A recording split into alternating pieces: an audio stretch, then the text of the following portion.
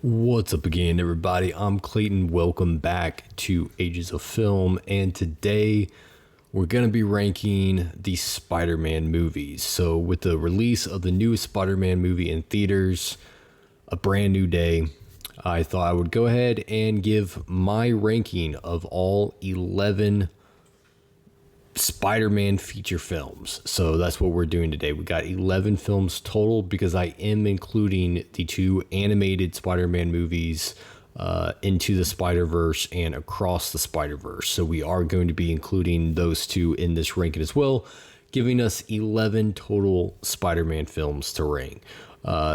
Just as a reminder, guys, this is just my opinion on these movies. There's no need to be upset or offended by anything I have to say. Let me know your thoughts and your opinion of the Spider-Man movies in the comment section. Don't forget to like and subscribe while you're here. And with that being said, let's get rocking. Going from worst to the best. Here we go. So coming in at number 11, at the bottom of my list, I'm going with The Amazing Spider-Man 2 from 2014. This was the second of the Andrew Garfield Spider-Man movies. And in my opinion, this is the weakest and the worst of the Spider-Man movies. A 2-star film. I don't think it's very good. Very problematic in a number of ways and in a number of areas. I think anyone who's seen it, obviously, I think probably the most talked about part of this film or scene of this film is, of course, that ending. I don't want to spoil it for anybody that hasn't seen it, but it's I would say a pretty well-known ending at this point. I mean, Gwen Stacy obviously gets RIP'd, and that whole scene with her ending in the film is quite emotional and does hit. And that is a large part of the 2-star rating here for The Amazing Spider-Man 2. It does, if you invest with the characters, it does carry a pretty strong emotional punch at the end in that third act. So I do give it some credit for that. I do think that Andrew Garfield and Emma Stone had really good chemistry in both of their Spider-Man movies. I thought their chemistry was very natural, very electric, and very real, and I bought it. My issues with Amazing Spider-Man 2 are more so from, I think the script suffers in a number of ways. I don't think that Electro, who's kind of the main villain here in the film, really gets handled very well. I mean, his turn in the second half of this film is incredibly rushed. I mean, he considers Spider-Man his friend at one point. The accident happens, and then all of a sudden he views Spider-Man as an enemy because Peter forgot his name. And that's what kind of sets him off. It felt very forced, very rushed. It didn't come natural. And then I just, while Electro does pose quite a fairly large scale threat to the city, right, because of his electrical powers, I never really felt at any point like there was a personal conflict or personal plot or threat between Maxwell Dillon and Peter Parker, or between Spider-Man and Electro. It never felt real to me. It kind of just felt like, okay, here's another bad guy for Spider-Man to stop. They just didn't do well enough in the script department with the antagonists to really create a dynamic or compelling plot, really. The new Goblin character played the character of Harry Osborn, who becomes the new Goblin in the film. Again, pretty weak in my opinion. I did not like the look at all. I did not like the performance of Harry Osborn. I felt very awkward and unnatural, and yeah, just becoming like an actual goblin. It wasn't really for me. And again, incredibly rushed. I mean, brought in like the third act just to be defeated as soon as he shows up. There's a lot of issues I have with the Amazing Spider-Man 2. So yeah, I would not call this a good film. I think it's a 2-star film, not very good. Again, if you invest with the characters and that third act and the emotional payoff there with Gwen, if that is what wins you over with this film, then I can respect that, because again, that ending, it does land pretty hard. But for me, I think this is the weakest of the 11 Spider-Man films, and the one that also has the least rewatch value in it for me as well. So it comes in at the bottom for me. Coming in at number 10, I have Spider-Man 3 from 2007. Now, this is probably the film that I would imagine is at a lot of people's bottom of their list. This is the one that I often see at the bottom of people's lists, and I get it. I do. I get why a lot of people aren't big on this movie, and I wouldn't necessarily say I'm a fan of this movie. This is a 2.5-star film for me, so it kind of just falls right in that decent tier where I can kind of take it or leave it. But I don't think it's as bad as what a lot of people make it out to be. I think this is one of those movies, a lot like Star Wars Attack of the Clones, where society or a group of people in film society had kind of started trolling it, and then it kind of grew into a popular thing to where now people just hate on those movies because everyone else hates on them, and it's kind of the popular thing to do. But they don't really know why they hate it. It's just like, well, everyone else hates these movies, I guess I have to hate them too, type of thing. I think that's kind of the case here with Spider-Man 3. It's not a good film. All right, I'm not arguing it as a good film. I just don't think it's as bad as what I've heard some people make it out to be. I think this is a decent film. There are some redeeming qualities here, some things I do like. I think it does kind of carry over the visual flair and energy and style from the first two Spider-Man movies into this one. Danny Elfman's score still brings some energy to the film experience for me. I like Tobey Maguire as Spider-Man. He's the Spider-Man that I grew up with. He was, he's kind of the one that when I think of Spider-Man, I think of Tobey Maguire. And I think that's going to largely depend on when you grew up. If you're like, a teenager, or if you're in your early 20s, I can see Tom Holland being your Spider-Man. If you're maybe late 20s ish, early 30s ish, maybe. And, maybe Andrew Garfield is, the Spider-Man you grew up with. For me, Tobey Maguire's is my Spider-Man. I saw all three of these Spider-Man movies in theaters when they came out.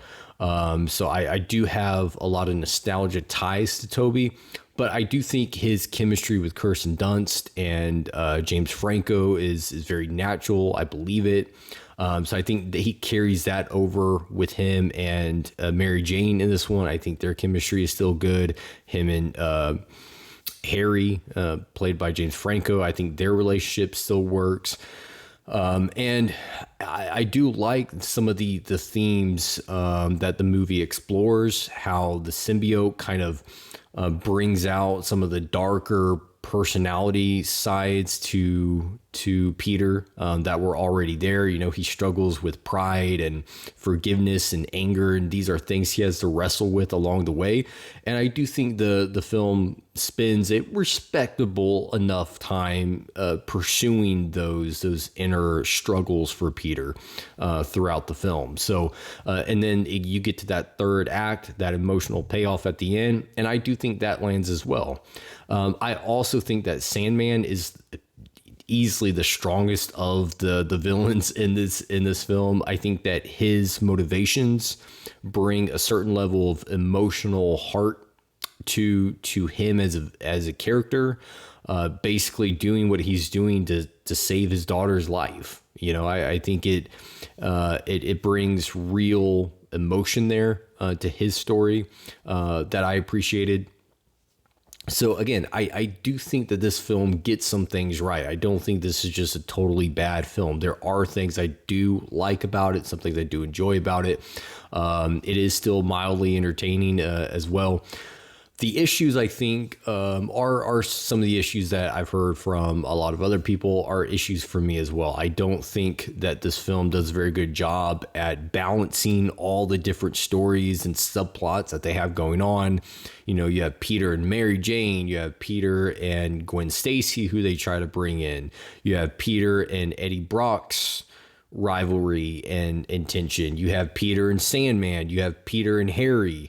You know, and then you have the team up of Sandman and Venom, and you know, Harry and Mary Jane. You know, like all of these storylines and subplots, and I don't think they get really developed enough to that they really pay off for me. And a number of things feel rushed. Venom is horribly underused. He was kind of marketed as being like the kind of the big bad villain of the movie, and yet he's not even brought in until the third act, and incredibly rushed, incredibly underused, and that was disappointing for me.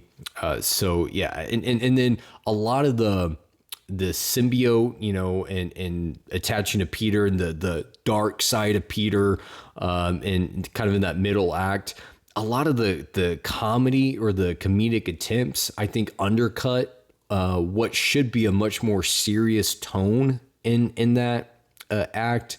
You know, with the symbiote really pulling out those inner demons in Peter. There's these two kind of different tones that it feels like Sam Raimi is trying to go for. One is more this dark, serious tone with Peter and his inner demons. But then while pursuing that, you also have these ridiculous, stupid comedic moments that just cut any tension or seriousness. And it doesn't work. Neither one benefits the other, in my opinion. So yeah, that was another kind of issue for me. So overall, I find Spider-Man 3 kind of in just that mediocre, decent tier. I don't think it's a bad film per se, but there's not enough good in it for me to put it in the good tier. So it's better than Amazing Spider-Man 2 in my opinion, but not good enough to be good. So it's number 10 and a 2.5 out of 5 for me. So coming in at number 9, I'm going with The Amazing Spider-Man from 2012. This was the first of the 2 Andrew Garfield Spider-Man movies. I saw this one in theaters. Well, saw both of his. I think I've seen all of these Spider-Man movies in theaters now that I'm thinking about it, other than the 2 animated films, which obviously we'll talk about when we get to them. But yeah, this is a 3-star film. I do think this is a good film. It's certainly watchable for me. I don't think it's great. I don't think it's like a super fun watch or anything like that, but it's a good film. It's entertaining. It does the job. I like Andrew Garfield and Emma Stone's chemistry. I think they have the, other than outside of maybe Tom Holland and Zendaya, however she pronounces her name. I think they probably have the best chemistry of any, you know, Peter / Spider-Man and his love interest. They just have a very organic chemistry together that I believe. I like some of the visual cinematography here and the camera movement through a lot of the web slinging action and sequences. I thought it was shot pretty cool and still looks pretty good in my opinion. I like that towards the end of the film how Peter basically has to make a promise to give up the relationship with Gwen for the sake of her father and for the sake of being Spider-Man, being a hero. You know, it comes at a cost. I think that the film has some interesting ideas that it tries to pursue, but it doesn't fully land, and that brings me to some of the negatives with the film. I feel like a lot of things were really rushed, man. Peter's relationship with Uncle Ben was incredibly rushed, and did not feel as organic as Toby's and his Uncle Ben did.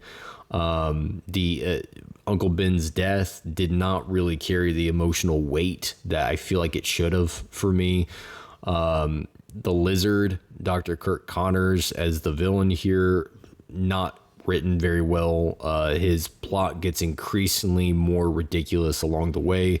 I thought there was a big missed opportunity there. I thought that they really could have leaned into like the body horror type of stuff with Kirk Connors, almost like Jeff Goldblum and The Fly. Obviously not to that extent. You're not making an all-out horror film, but you could do something along those lines and making it more body graphic centered, and make the Lizard a more compelling villain, and they didn't really do that, in my opinion. So the other thing is, I don't feel like this Peter.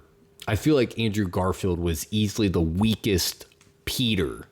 I think he was a good Spider-Man. I don't think he was the best Peter Parker, because Peter is always supposed to have this kind of a nerdy quality to him, where, there's a reason he's bullied and picked on in high school. And it's not just because he had glasses. I mean, it's his personality and his interests as well. And I feel like they didn't really pursue that. Like, Peter's kind of the skateboarding kind of punk rock type of kid in the movie. Like, he's not really the nerdy Peter Parker that we're used to seeing. I don't know. I just didn't buy that he would just be a natural target for bullies in the film. So yeah, there are a lot of missed opportunities in the film, but overall I do still like this movie. It is entertaining. I can tune in from start to finish, and kind of redoing of the Spider-Man origin story type of thing. But a good film, entertaining, but nothing more. So it comes in at number 9. Coming in at number 8, we have Spider-Man Across the Spider-Verse. From this is the most recent, outside of Brand New Day. Was it 2023? This one came out, I believe. I could be wrong on that. Animated film. I was new to this. I held off on both of the animated Spider-Man movies until very, very recently. So I'm new to the Spider-Verse universe, if you will. But yeah, this is a 3.5 star film for me. I do quite like Across the Spider-Verse. I do think it's a very good film. I did enjoy it quite a bit, more than I was expecting to. I would say I actually enjoyed both of the Spider-Verse movies more than I was expecting to. So I was pleasantly surprised by that. 3.5 star rating is a very good rating, I must say. Like, I know a lot of people love this movie, and it's top 2 or 3 for a lot of people. I like the movie. Don't hear me as saying I'm not a fan of this film because it's only number 8 on my list and only a 3.5 star film. That's a good rating. All right, this is a good film, and I'm arguing it's as a very good film. I like the relationship between Miles and Gwen. I buy it. I think that they do a good job of handling that. All the visual language and style and presentation of all the different Spider-Verses all look really good. Each universe kind of has its own unique language and look and feel to it, which is really cool. They definitely go for a lot of ambition in this film with just the scope and everything that they kind of expand on. I think they do a really good job at that. The animation itself looks really good. And the pacing, it's over 2 hours. And for me, I didn't really feel that runtime. I mean, it felt somewhat long, but I don't think it felt the full length of its runtime. So I did think the pacing was pretty good for me as well. I like that there were clear themes that they pursued along the way, themes about identity, sacrifice, expectation, and really at the heart of it, it's, about should you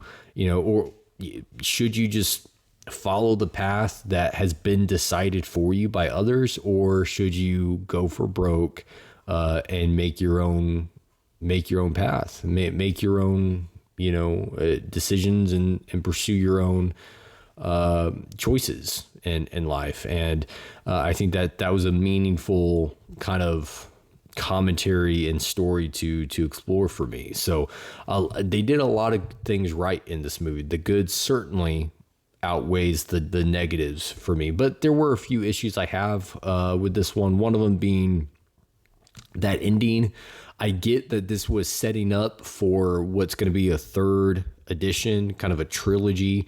So they were kind of cutting it off for the sake of that third part, but as its own specific individual film, I don't feel like it ended very well. It doesn't feel like a completed work. It doesn't feel like a completed film. And I'm never a fan of filmmakers kind of leaving a film off in hopes that a sequel can come from it, because you're never guaranteed a sequel is the thing. And I think every story should be a completed story.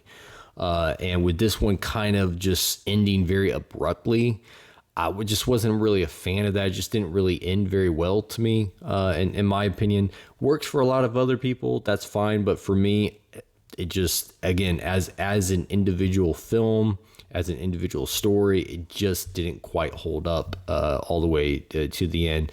Another issue I have with it is I just felt like the Spot, although an interesting and entertaining villain when he's first introduced, I kind of felt like he gets kind of the boot, kind of the shaft once we get into the Spider-Verse and everything gets set up with all the different Spider people and the Spider-Verses and all that stuff. The Spot kind of takes a back seat to all those things and doesn't really feel like a fully developed central antagonist for Miles throughout the totality of the film. And I would have liked to have seen more from him, develop more of his motivations, give us more of him and more of a threat there that I just don't feel the film really provided. And then at the end of the day, this is an animated film. All right. And I've said on my channel before that animation is just not my cup of tea. It's just not. I'm okay with animated television. Like, I'm a big fan of the Batman animated series. I'm okay with like animated television if I have some nostalgia to it. But when it comes to film, I'm just not an animated film guy. It's just not my cup of tea. There's very few animated movies that I actually genuinely love. So with the medium that this film is in, that naturally kind of pulls it down for me as well.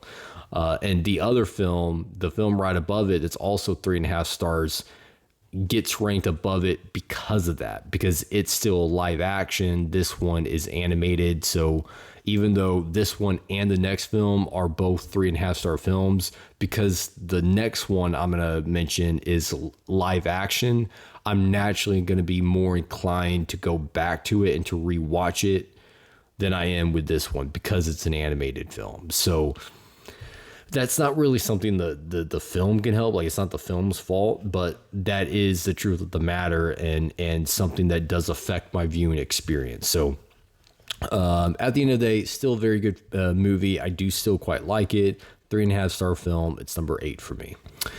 Coming in at number 7 for me, I'm going with Spider-Man Far From Home.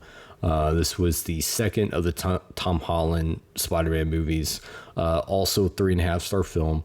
I do like this film quite a bit.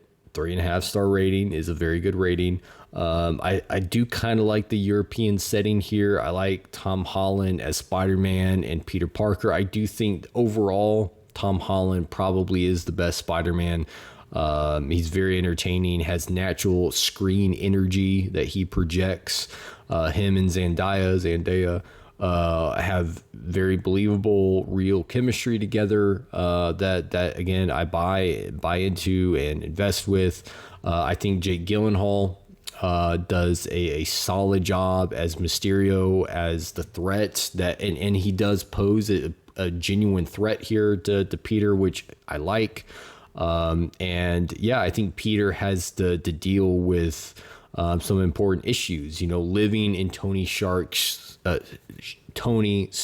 shadow to a degree, and kind of trying to live up to the expectations that Stark left for him, and trying to be the hero that Tony expected him and wanted him to be. And I think he has to deal with that kind of expectation, also kind of, while at the same time learning the consequences of trusting everyone and being a very trusting guy. He trusts Mysterio, and then ultimately gets betrayed by Mysterio. He's too quick. He's too naive to know, when to trust someone with certain things and when not to. And he has to learn, the important consequences there. So I do like all of those elements with the film. The visual effects look good. The action is handled pretty well.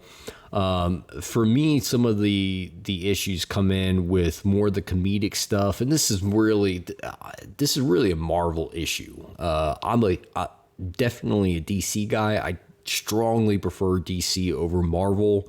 Not even close, in my opinion. One of the things I like more about DC, and I'm not trying to make this a DC versus Marvel, video, but since we're talking about it, one thing I do like more about DC that they do is that I feel like they take their films more serious, and they take their characters more serious than Marvel does.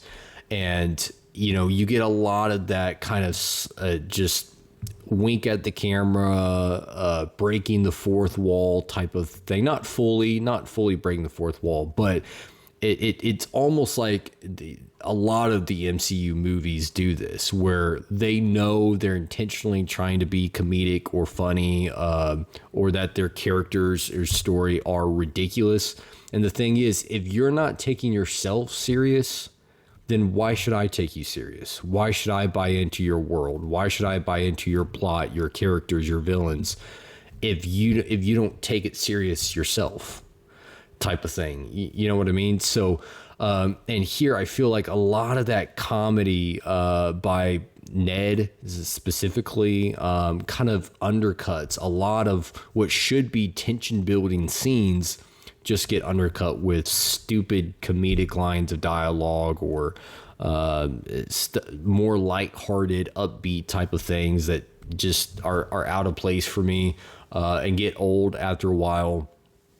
I also not a fan of,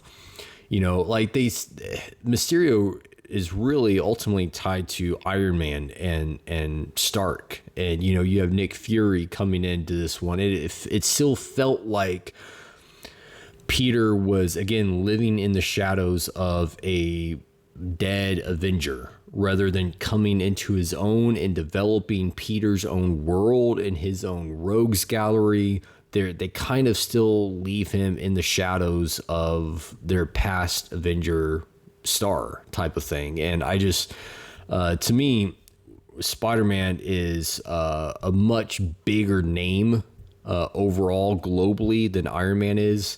Robert Downey Jr. brought a lot of notoriety to the Iron Man character, and that certainly helped the character. But if you just look at like comic book sales, markability, even movie, box office stuff, it's really not close. I mean, Spider-Man blows not just Iron Man, almost all Marvel characters out of the water when it just comes to branding. He's the best-selling Marvel hero that they have. So why is he still living in the shadows of a lesser marketed villain or not villain, hero who's also dead at this point? You know, like Iron Man had already RIP'd in Endgame. So like, why are we not moving on from that? Why are we not establishing Peter in his own world at this point? I feel like they needed to do a better job with that. And then it just felt like they were repeating some of the same beats from Homecoming. So yeah, overall, again, still a good movie. I do still like the film. It's still 3.5 stars, but it has issues and things that weigh it down some for me. Coming in at number 6, I'm going with Spider-Man Into the Spider-Verse. So it might be a little shocking to some that it's this low, but we're going up a tier now to 4-star tier level. So this is the first film that I would say is truly a great film for me. 4-star rating is a great film, and I do think Into the Spider-Verse is a great film. I think they do a really good job with Miles Morales, establishing him as the definitive Spider-Man in this universe. I think they do a good job with that. They make me invest and care about him as a character.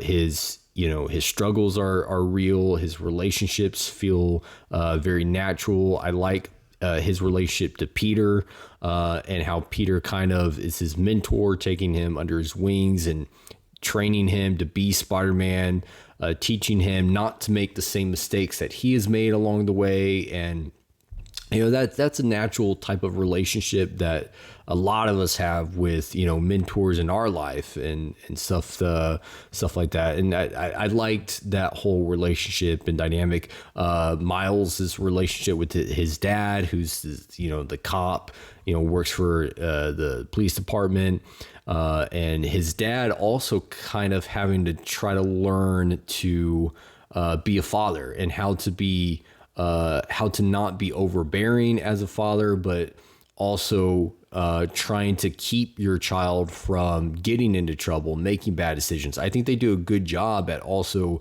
kind of pursuing a commentary on parenting and how the difficulties of parenting, but also for Miles in making your own way and living up to expectations and believing in yourself. Sometimes being a hero is just about taking that leap of faith. And that's really what Miles's journey and story is about, is believing that you can be somebody, believing that you can achieve greatness if you believe in yourself and you go for it. You don't let things hold you back and you come into yourself. This is a true coming of age story for Miles, and I think they do it in a really good way. I love the animation. Looks very comic book-ish. I think they do a really good job with that. They have a very clear visual style and presentation that looks really good. And it's a great film. I really loved this experience in this world, and was pleasantly surprised by it. Again, one of the big issues that keeps it from being higher is, again, the animation. I'm just not an animated film guy. I'm sorry if that bothers some people, but yeah, if this was live action, there's a strong chance it would be higher, a few notches higher, and probably another tier higher for me. But like the likeliness of me just grabbing this off the shelf or having an urge to come back and rewatch not just this, but any animated film is very, very low.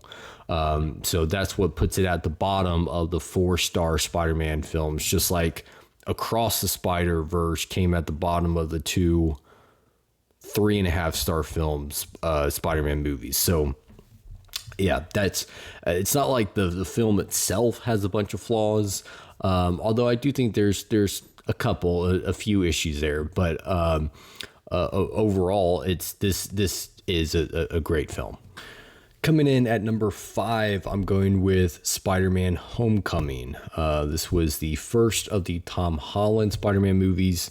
Also a 4-star film. I do think this is a great film. I really do enjoy this movie. I enjoyed it when I saw it in theaters, and I've enjoyed it on rewatches as well. I think Tom Holland just, again, brings a lot of natural energy and charisma to Peter Parker, Spider-Man. I feel like he really understands the character, and if he wasn't a fan of the character of Spider-Man prior to playing Spider-Man, you could have fooled me, because it feels like he really did his homework and to really understand who this character is, and brings a lot of the personality, the personhood of Peter to this film.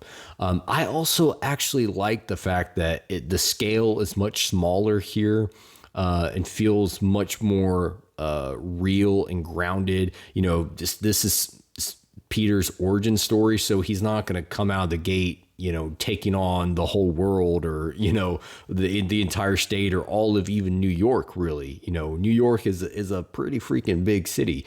So making it smaller scale, more focused on balancing Peter's personal life with him trying to be Spider-Man, figure all this out, feels more grounded and real. I really liked Michael Keaton as the Vulture. I thought he did a great job and really elevates the enjoyment for me. I think that he has clear motives in the movie that feel very believable and real and understandable.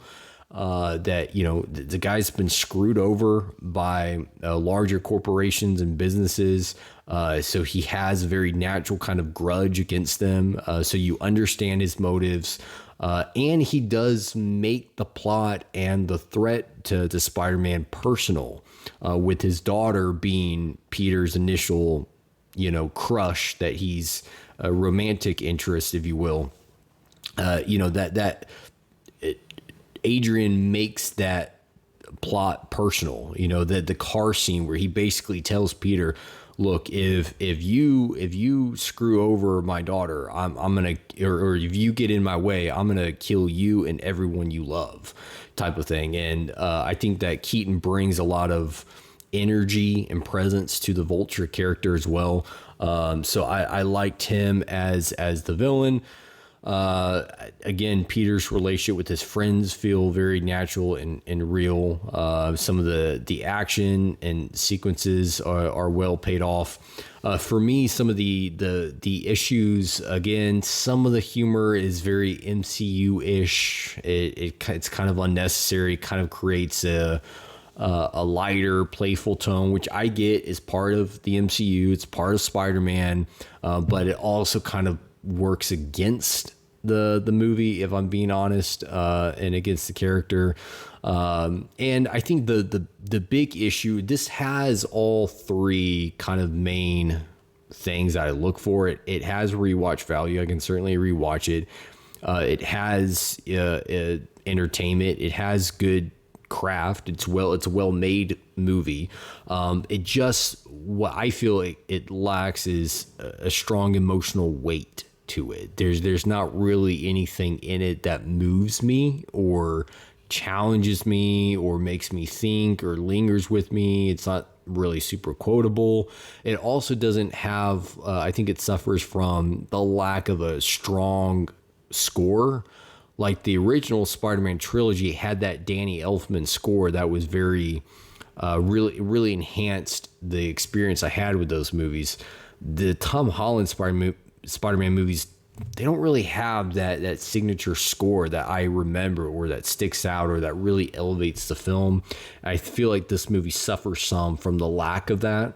That and then the lack of a, you know, strong emotional spine to the movie. I feel it brings the film down some, but love Tom Holland as Spider-Man. I also did like that they didn't have Mary Jane as his first love interest here, or MJ as his first love interest. They actually had him crushing on a different girl who it ended up not working. And I feel like that was also a good lesson for Peter to learn that, it's not always sunshine and rainbows out there. You don't always just win the girl at the end of the day. Sometimes you don't get lucky. Sometimes you love and you lose at love. So that's just another kind of smaller element that I did actually like with the film as well. So yeah, Spider-Man Homecoming, great film. I do enjoy it.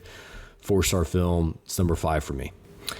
Coming in at number 4, I'm going with Spider-Man 2 from 2004. Yeah. This is probably going to be number 1 or 2 on most people's list. It's the one that I see at or near the top of almost every Spider-Man ranking that I see. I don't quite get it. This is a great film. It's a 4 out of 5 for me. So I'm certainly not going to sit here and argue that it's a bad film. It's not. I love it. It's again, it's a 4 out of 5. That's a great score. And it's number 4 on this list out of 11. So that, good placement, top 5 as well. I love Tobey Maguire as Spider-Man. I love the Sam Raimi vision and style to the Spider-Man universe. The Danny Elfman score is certainly a big factor that elevates the enjoyment. I like Doc Ock as a character. He seems more than just your generic villain, because they give him real human motivations. He's a tragic character. You feel his humanity, his motivations and all that stuff. So I feel like that. I feel like he was pretty well done, in my opinion, for the most part. I like that they develop Harry a little more along the way as well, and test his relationship with Peter in the movie. Peter's relationship with Aunt May as well, solid. The acting is good and competent by everybody. It's a great film. It really is. The train sequence is one of the highlights for me. Some of the issues for me, a couple of the big ones. One of them being the whole Peter losing his powers because it's like more of a psychological thing where Kurt Connors basically tells him, well, maybe no, it wasn't Connors, it was one of his other doctors who tells him maybe you're not supposed to be Spider-Man climbing these walls, and that's why you keep falling. And it's a way to imply that it's really kind of a psychological thing. But the issue is that the script never does a good job explaining why it's actually happening. And then when Peter gets his power back, again, we're not giving any explanation as to how or why he has his powers back now. He just has his powers back because the script needs him to have his powers back. And that's supposed to suffice as acceptable, but it's not really for me. And then there's definitely some plot armor, some plot holes in a few areas. Mary Jane, oh my gosh, dude, she is incredibly annoying and frustrating in this movie. More so in this one than maybe even the third one, although she's pretty freaking annoying in the third one as well, it must be said. But this one, she walks out of getting married. Like she straight up ditches her fiance, leaves him on the aisle on her wedding day to go to Peter. And we're supposed to be happy about this? Like she just stood up her she just stood up her fiance, bro. And the thing is, like, the guy, Jameson's son, is not a bad guy. That's the thing. It would be different if he was like a jerk, if he was an asshole, if he just like was abusive or was mean to her all the time or whatever. You'd be like, yeah, get out of that relationship. Stand him up. He doesn't deserve you. But that's not the case. Like, Jameson is a good guy. Like, we have no reason to nothing to imply that he's been a bad person or a bad character or anything like that. So her leaving, walking out on the wedding day, why are we supposed to be happy about that? Like, do we realize what she's doing? Excuse me. To this poor guy who's expecting his bride to come down the aisle, and yet she just stands him up. It's like, yeah, I'm not cheering for this, you know. And she's like running down the streets in her wedding dress, smiling and laughing at the fact that she just stood up her guy. Like, you couldn't have figured all this out earlier. You could have made up your mind about Peter. You've been flirting with him for 6 years at this point. You couldn't have just gone with him right out of the gate. Like, I watched this movie and we get to the end and I'm like, dude, why am I supposed to like you? Why am I supposed to be happy that you're standing up Jameson to go for Peter? I mean, yeah, I'm happy for Peter, but you're not really a character that I like anymore. So yeah, she's incredibly annoying in my opinion in this film. And yeah, there's issues with Spider-Man 2. Let's not pretend like this is like the best thing since sliced bread. Like, it's problematic. There are definitely some very clear issues with Spider-Man 2. But again, just because I point out certain criticisms with the film doesn't mean that I think this is a bad film. It's justifying its ranking is the thing, and it's justifying its placement and why it's not a 5 out of 5 for me, but still a great film. I do still love it. It's number 4 on my list and a 4 out of 5 for me. Coming in at number 3, top 3 now, and number 3, I'm going with the new guy on the block, the newbie, Spider-Man Brand New Day. Yes, the newest edition, the one that is out in theaters now. If you haven't seen it, go check it out.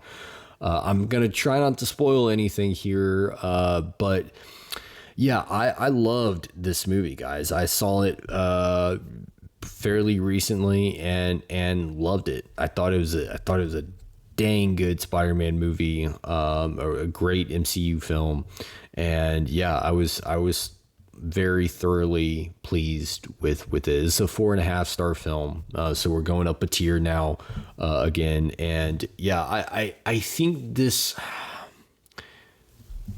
it's 4.5 now after one watch. Now granted, I've seen the 2 films above this multiple times. I've only seen this once and it's already sitting here number 3 and a 4.5. So it could go up, it could go down upon multiple viewings. Time will tell with the whole rewatch thing, which is one reason I'm keeping it here at a 4.5 and not going all the way up to a 5 yet. I want to kind of see how the rewatch value holds up. Do I have an urge to watch this movie again? Is this a film that's going to stick with me for a while? I don't know yet. You know, I just saw this movie really recently, so we'll have to see on that. But I did love it. Tom Holland again, he brought it. He was great in the film. I loved seeing my boy Frank Castle, the Punisher, in the movie. He was great. Yeah, I like and I like the fact that we get to see Peter in a new stage in his life at this point. You know, he's this is not anything that's gonna ruin the film at all. If you didn't know this, it's not really a spoiler, but he's out of high school now. He's kind of moved on. It's been several years since the events of the last Spider-Man movie, and we get to see Peter in a new place in his life and having new challenges, new struggles that he has to deal with and overcome.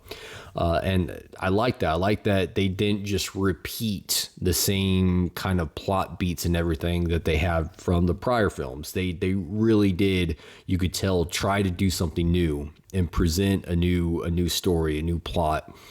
put Peter in a new place in his life, and I like that.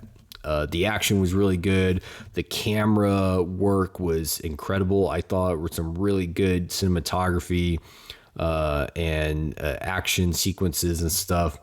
The humor still worked, and what I liked with the humor is that it wasn't so on the nose. It wasn't like winking at the camera the whole time like we get in some of the other Spider-Man movies. It was a much more mature type of humor, which I appreciated. And I feel because of that, I feel like it landed a lot better and smoother for me. A couple of issues that I have with it that keep it from, reaching that 5 out of 5. One of them is an issue that I've had with some of the other Tom Holland Spider-Man movies I've already mentioned. That is, again, the lack of a really good score, the lack of, that Danny Elfman type of Spider-Man score that, again, really did elevate those first 3 Spider-Man movies for me personally. These Tom Holland Spider-Man movies don't have that. And I feel like they could really use a really good gripping score that would elevate my enjoyment of it even higher. But this doesn't have that, and it I feel like it does kind of suffer a little bit for me personally when I put it in, up against the first Spider-Man, for example, which, when I think about that movie, I do think of a really good score that I enjoy hearing and listening to when I watch that movie. This one doesn't have that. Also, I feel like the antagonist and the plot with the antagonist was kind of weak because, and here's where I struggle a bit to provide information because I don't know what all you guys know about the movie. If you've seen it, what's all been revealed, like I don't think did I see the trailer for this? I think I did see at least one of the trailers for it, but I don't even really remember what was revealed in the trailer or not. So I'm hesitant about saying my issue with the antagonist in the film because it might give something away that I don't know if you guys want to be given away or something. I'll just say this. I didn't feel the personal threat from the antagonist that I got from, say, Green Goblin, and not only the first Spider-Man movie, but in No Way Home as well. I didn't feel that. I didn't feel the emotional weight again that I have felt in other Spider-Man movies. So those couple things bring this film down a little bit. Again, it's possible it could go up on another viewing. I've only seen it once so far. I'm going to leave it here at a 4.5. And if something changes between the next Spider-Man ranking we do, I'll let you guys know. But for now, it's number 3, 4.5 stars for me. And at number 2, we have the original Spider-Man, Sam Raimi Spider-Man movie from 2002 with Tobey Maguire playing Spider-Man. I still remember going to see this in theaters with my best friend at the time.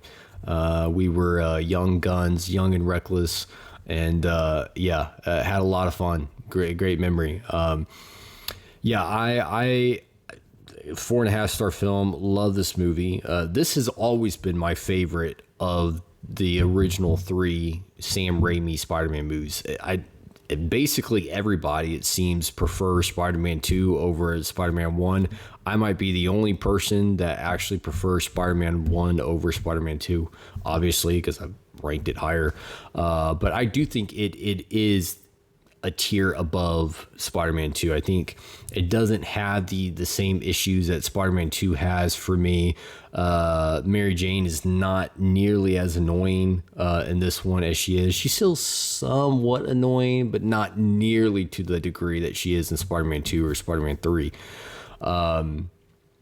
And yeah, I think the villain is just, I mean, Green Goblin is easily, for me, and it's not even close really, is easily for me the best Spider-Man villain. I know a lot of people love Venom, and Venom is great. I love the Venom design, but for me, it's Goblin. He's the best Spider-Man villain, and I think he's the closest Marvel villain. And I'm not like a Marvel guru, and you guys may know someone that fits this bill better, but to me, in my knowledge, he's probably the closest Marvel villain to Marvel's version of the Joker, in the sense of how twisted Goblin is and how personal his conflict is with Spider-Man. It's very similar to Joker's conflict with Batman and how twisted Joker is. Both are just, you can't reason with either one. You can't bargain with either one, or bribe either one. Both are incredibly intelligent and usually always several steps ahead of everyone else. Yeah, I love the design of the Goblin, Green Goblin. And as far as the movie goes, Willem Dafoe was born to be the Goblin. He was born to be the Goblin. That dude is the definitive Green Goblin. Okay, like, you can't have anyone else step into those shoes, at least not for a while, because Willem Dafoe is the Goblin. His voice is spot on. His antics and mannerisms. I love the character of Goblin in the film. I thought he brought a real genuine threat to Peter, personal threat. But you also see, Norman's internal struggle with his demons and his battles with trying to be a good father, trying to be a good friend, and that whole conflict. I just love the action is good. There's some things that are dated. Some of the CGI visual effects work don't hold up as well as they did in 2002. 20 plus years later, the suit design for Green Goblin isn't all the best, that great. Although as a kid at the time, I thought it looked pretty cool, but as I've gotten older, yeah, not the best design there. And there's a couple, some loose script issues here and there throughout the film.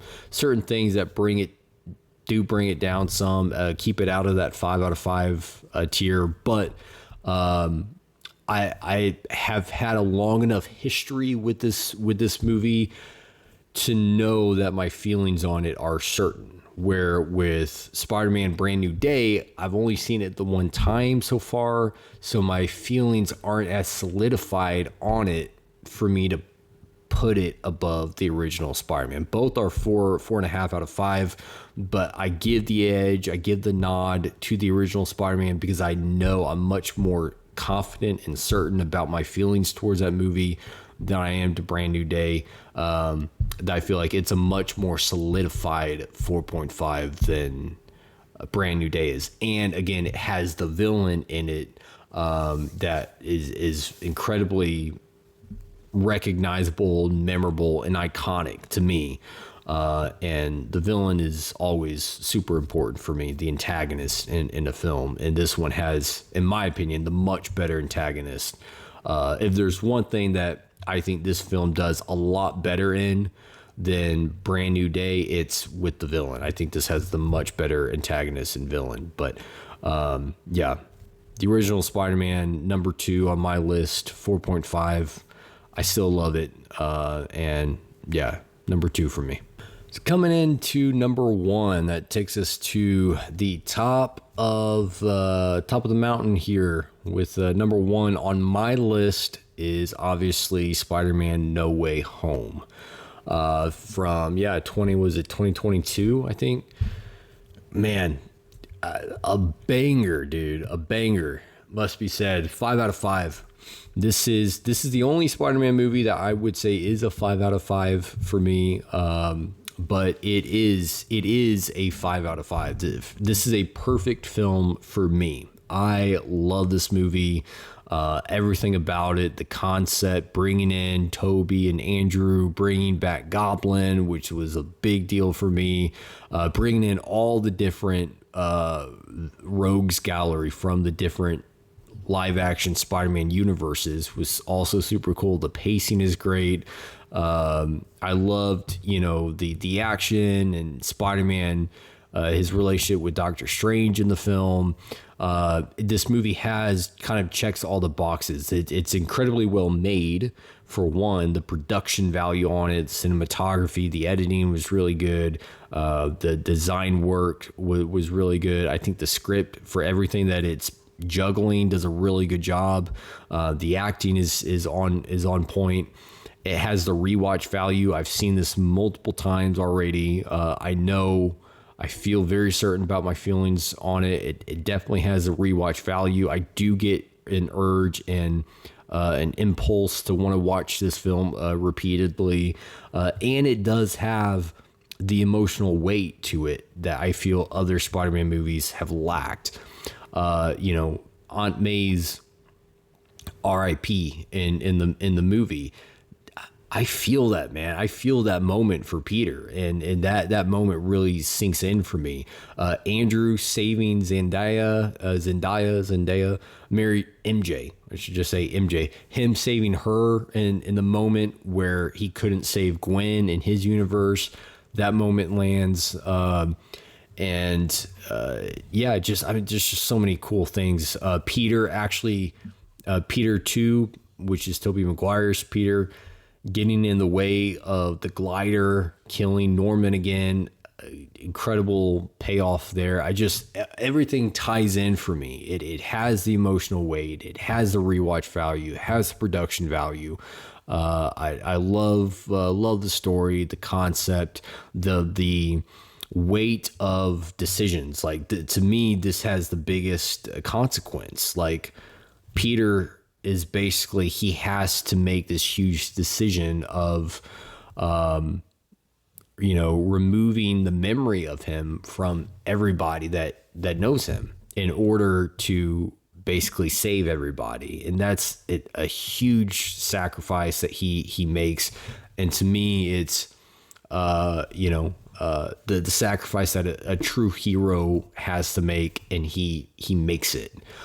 Another thing I do really like with this movie is it does feel like this is a true Spider-Man movie. Like he's finally broken out of the shadow of Tony Stark and Iron Man and the Avengers. Yes, Doctor Strange is in it, but he's more of a functional role. It doesn't feel like a Avengers movie or a Doctor Strange movie. It feels like a Spider-Man movie. It feels like Peter's finally, they've established a universe for Peter, a world for Peter to live in, and they pursue that really well. So yeah, No Way Home, man. Love this movie. 5 out of 5 for me. Probably the best MCU movie for me, although I got off the MCU bandwagon with Endgame. The only MCU movies I've seen since are carryovers. This was a carryover. Thor Love and Thunder was a carryover. What other ones? I think there's been one or two others maybe that were carryovers from the first 3 phases or whatever, however many they did.